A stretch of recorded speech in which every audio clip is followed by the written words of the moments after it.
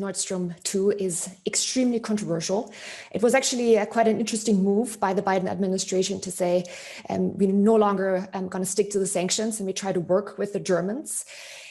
Germany is quite determined to follow through. The pipeline will be completed in August. And now, of course, the entire debate is how can you prevent Russia from blackmailing Europe, blackmailing Germany? A lot of Germans think that this is actually not necessary. They, so to speak, trust Russia. They even go back to the Cold War and say, we always had energy relations and economic relations with Russia. So why should this change now?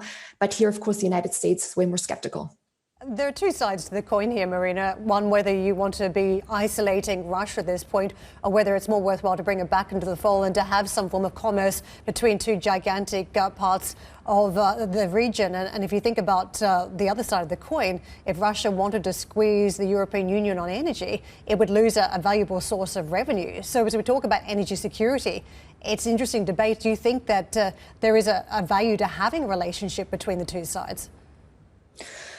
So in Germany, there's a tradition of Ostpolitik, maybe you've heard this term, where basically it's exactly that, that trade brings even hostile partners together.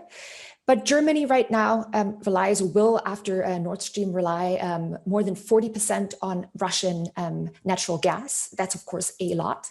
And then the question is, what kind of costs are you willing to bear to blackmail the other party? And here, arguably, Russia is an authoritarian state, and it can oppress opposition. And in Germany and Europe, it will be much harder.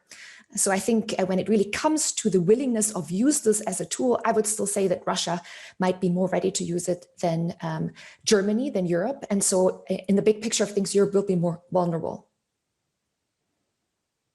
Marina, I hear your arguments and the extraordinary debate that has gone on, but I was in Kiev in 2014 at the time when Russia annexed illegally part of another country as well. How can any Western nation trust, and certainly, of course, this is where the Baltic nations feel, how can any Western nation trust a country that is prepared to illegally annex a neighbouring country to suit its aims?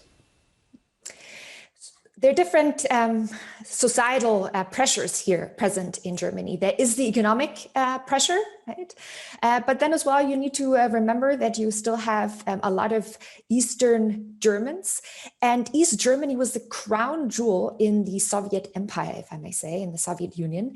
And they always felt treated well by the Russians back in the day. And so there is a conviction among a certain group of Germans that why should this change? Why did the status of East Germany change in the new Russia? And I think this explains, at least psychologically, to a certain degree, why there is still this trust.